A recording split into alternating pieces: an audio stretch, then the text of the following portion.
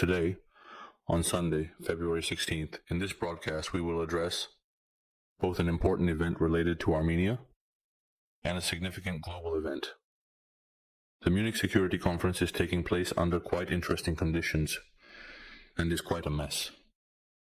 I won't hesitate to use this word, as there is great confusion between the United States and the European Union relations. A great uncertainty, and we will talk about it again.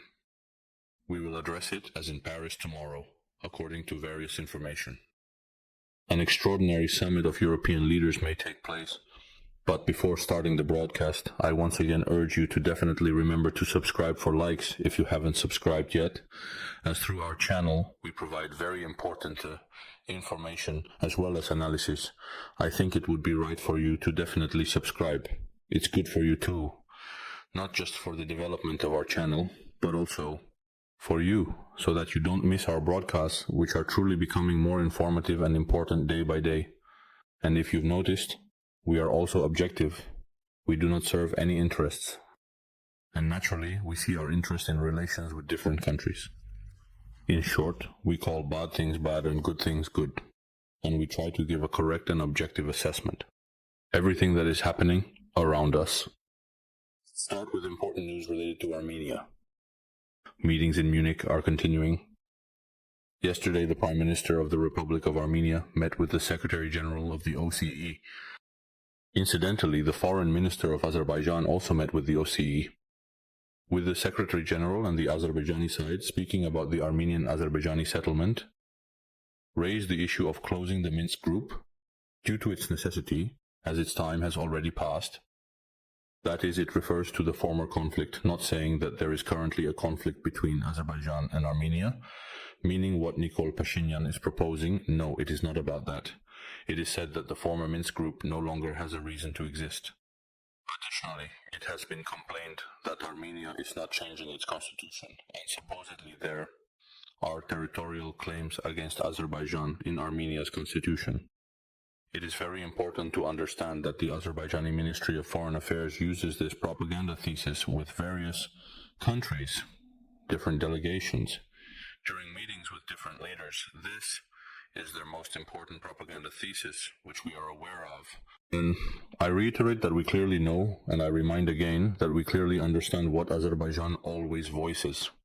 Besides this, the Azerbaijani side has complained that Armenia is deepening its military technical cooperation and establishing it with various countries. It is also important to note here that the meeting was not only held with the Secretary General of the President, but also with the President of Finland. A meeting was also held with the Armenian community. Regarding the Minister of Defense of the Republic of Armenia, Suren Papikyan, he attended an official dinner organized by the German Minister of Defense. And there was also an opportunity there. He was able to interact with various defense ministers, and I mentioned yesterday that such visits are very important because the Armenian authorities have the opportunity to communicate with their counterparts from different countries. It is also important to mention that the Prime Minister of the Republic of Armenia met with the leader of Iraqi Kurdistan. Such meetings have become quite frequent recently, and these connections are quite interesting. I believe this is also very important and correct. And this is also the result of proper diplomacy and the right approach. Some might think that this is wrong and could lead to misconceptions, but it is not. Turkey might not like it, but I think it is very right that we are trying to develop our relationship with Iraqi Kurdistan, mainly concerning Armenia. I also want to address the various information we are receiving, which still lacks official confirmation. For example, in Belarus, a woman blogger of Armenian descent named Bella has been arrested, and this is indeed a very sad fact. There are various posts, especially from Israeli blogger Lapshin, addressing this fact and drawing parallels with his own arrest in Belarus, also mentioning that it happened at Azerbaijan's request. It's hard to say whether this is true or not, but it was very sad, and I think it is deliberately done by certain parties to try to hurt the Armenian authorities, and in this way attempt to influence both Armenian society and the Armenian government. Unfortunately, Belarus is not a country with which one can negotiate to secure the release of Armenian bloggers. There are various reports that he is also a citizen of Armenia, but I believe that due to such poor treatment by the Belarusian side towards Armenia, Armenia should adopt a much stricter and tougher policy against Belarus. I also think that protests will definitely take place near the Belarusian embassy and so on. Armenia is not a dictatorial country to respond in kind like them. The actions of Belarus and the arrest of various Belarusians in Armenia, and then trying to negotiate for the release of our blogger. This is simply said to clearly understand that it is very difficult to talk to countries like Belarus, but to act like them. Naturally, we cannot, as Armenia is democratic. It is a country of law, and we must definitely try to achieve, through various other means, the release of the Armenian blogger Bella. She must be released. To be honest, I don't know her at all. I have no idea who she is, but since such information exists, naturally, this information also causes us pain. And this should also be in the focus of attention of our diaspora's Armenian organization. In the future, I believe there will be more information on this issue, and we will discuss it in more detail and try to understand what can be done. But I will mention again that Belarus's approach and that specific behavior are clearly political. It has clear political motives, and their intention and goal are to try to hurt the Armenian government and Armenian society. Let's move on to important international issues. And the international important issues are quite mixed.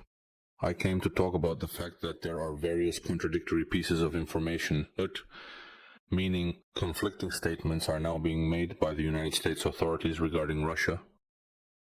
First, it is important to note that between the U.S. Secretary of State Mike Pompeo and the Russian Federation's Foreign Minister Sergei Lavrov, a conversation took place and they discussed the Russian-American relationship, even agreeing to deepen that relationship.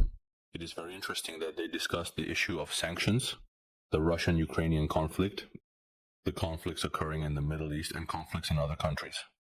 Let's hope that the South Caucasus was not discussed at all, because I don't think it is right to discuss it with the Russian side.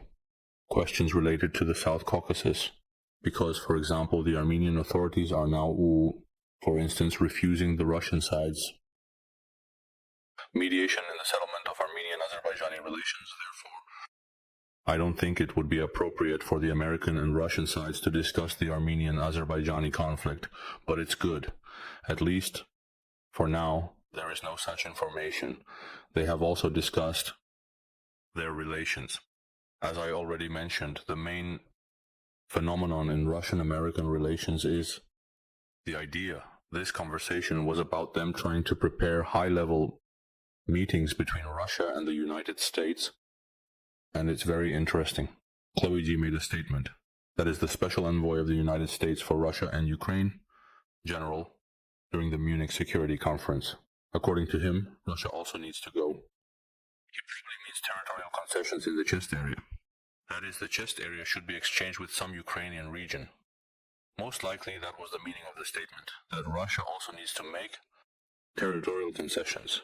He also says that Russia should refrain from using its armed forces against other countries in the future, and that Russia should reduce the number of its armed forces. I cannot imagine that such demands would be acceptable for the Russian side, and that they would have such an agreement with the United States, along with a clear contradictory statement. This is known to be related to the statement by Log and Trump. I do not see how all these statements can be combined in any way, but perhaps this statement was made specifically to at the Munich summit. Such an opinion might also be expressed, as there is currently significant criticism directed at the United States government, particularly regarding Ukraine. It is said that the United States wants Ukraine to become a successful and sovereign state, maintaining its own governance. This also reflects Trump's desire and his strong will and intention to bring this war to an end. He also stated that if you think this war will end like World War II, he said that such a thing will not happen. You are mistaken in your perception, as Kel generally declared about this. According to him, this war will end in a different manner and will not resemble the end of World War II. An interesting statement was made regarding the Russian-Ukrainian war by the foreign ministers of the G7 countries. According to them, the G7 is discussing imposing new sanctions on the Russian Federation. You also remember that proposal regarding Russia. Some suggested that Russia should return to the table, effectively not the G7, but German Chancellor Olaf Scholz clearly opposed this, as did Germany in general. And I don't think it's just Germany, but also France, the United Kingdom, and so on. They were certainly going to oppose that idea. And now about the most important thing. As I already mentioned at the beginning, Politico reports that in Paris, very quickly, an emergency summit of European leaders is being organized for tomorrow, Monday. In addition, the Greek foreign minister announced that this morning, Sunday, there will be a special discussion on that part, and in addition, the Polish foreign minister has specifically announced that the summit in Paris will be organized very quickly in an emergency mode, and the author of this summit is French President Emmanuel Macron, naturally the main topic of discussion. This is reported by the Polish press. But the main topic of discussion is the Russian-Ukrainian war, as well as the recent negotiation process of the United States with the Russian Federation. This is according to the Polish foreign minister. At tomorrow's summit, specific issues need to be discussed that have arisen due to the current policies of the United States. And besides them, European leaders must decide to take very serious measures to counteract this situation, as all of Trump's statements and decisions have caused considerable concern among European leaders. And besides that, there is interesting information. Some American parties have agreed to involve Ukraine in certain Russian-American negotiations, but at the same time, those reputable publications that report this. The news says that the American side does not agree for Europe or the European Union or any European country to participate, but this could change tomorrow. By the way, let me also share my opinion. We have talked about this 3 times. Why? The United States of America is conducting such a policy, but at the same time, we see that various types of statements are being made. At first, there were statements that seemed very pleasing to the Russian side. Then, they are trying to ease the situation at the same time and are making statements that can calm European leaders more. The same kind of blog statement, or the statement made yesterday and 2 days ago by the United States Secretary of Defense, Jane C., regarding Ukraine. However, regarding Europe, Jane D. made a different statement, which has caused new great concern for many European leaders, although some analysts believe it was a very good statement, meaning it was of such nature. Now the situation is new, even for us, to give a harsh assessment and understand what policy the United States is currently implementing. But in my view, all of this cannot last very long. It is possible that now the relations between Europe and the United States may become a bit more strained, but they cannot remain like that forever. I believe that these relations will be regulated, and regarding Ukraine, there will also be more specific understandings and adjustments of positions. It is interesting to add one fact, for example, that celebrating Trump's policy could also have a positive impact. I mean that during his presidency, Trump demanded that NATO member countries increase their defense budgets. It is true that many country leaders did not like this, but later they realized that Trump was right. And that means such actions, which are indeed unpleasant for European countries, but at the same time often help Europe become more independent and more organized. They start thinking more about their own security and how they can ensure their safety. I believe this is very important because European countries have been like this for many decades. They had learned that the United States of America should ensure their security. Now the situation is changing, and European countries are starting to think more and worry about their own security, which naturally brings quite serious changes, including fundamental changes for the European Union. In this regard, at the same time, the NATO Secretary General made an interesting statement regarding some European countries. On the other hand, there is not much reason to worry because Putin will not dare to attack NATO countries. As if such a thing happens and Putin dares to attack any one of the NATO countries, then NATO will launch a very serious counterattack and Russia will be subjected to a large-scale attack by NATO. This is the kind of statement made by NATO Secretary General Jens Stoltenberg. These are the general statements, and this is the overall situation. But let me repeat, it is very interesting that Europe has started to think more about its own security, and it is possible that they might also make a decision, doesn't it sound like it, about having their own forces outside of NATO and allocating a larger budget for military equipment and the armed forces in general. Let's move on to matters related to the Middle East. Questions? Yesterday, despite Hamas's statement that they will no longer release prisoners. Yesterday, and various information about their condition was not as bad as the condition of the previously released prisoners. Among them was also a citizen of the United States of America. In that regard, there was again a celebration. Trump makes a lot of statements. Celebrate Trump. We are simply forced to always talk and address that statement. He wrote that since, in any case, Hamas decided to release the prisoners, although they did not meet his demands, and everyone, if they released them, then let Israel decide what the behavior of the United States of America will be in such a situation. This is the case. If Israel decides that it needs to start a military operation, and in the previous post, Trump was saying that if the prisoners were released from the university, then the cycle of hell and turning into 1,000 for Hamas, and now Trump says, let Israel make the decision regarding hell. Interestingly, now the U.S. Secretary of State Marco Rubio is also visiting Israel.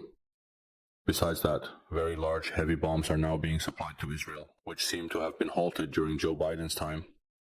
This means that now, quite large heavy, Israel is receiving powerful bombs from the United States regarding the Middle East, but there's nothing else particularly interesting. I can point out that yesterday in Syria, in Idlib, the United States carried out a drone strike on a vehicle. There were various reports about who might have been in the vehicle, even.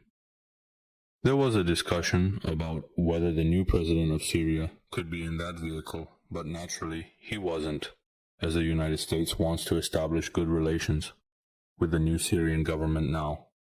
However, the strike was carried out on the spot, and it was executed via a drone. Incidentally, there were also images of the burning vehicle, and as of now it remains unknown. But this suggests yet another thing.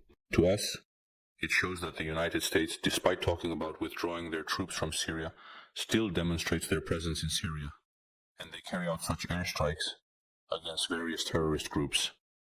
That's all for today, dear compatriots. Once again, I urge you to actively like and subscribe to our channel. We will meet again. Goodbye.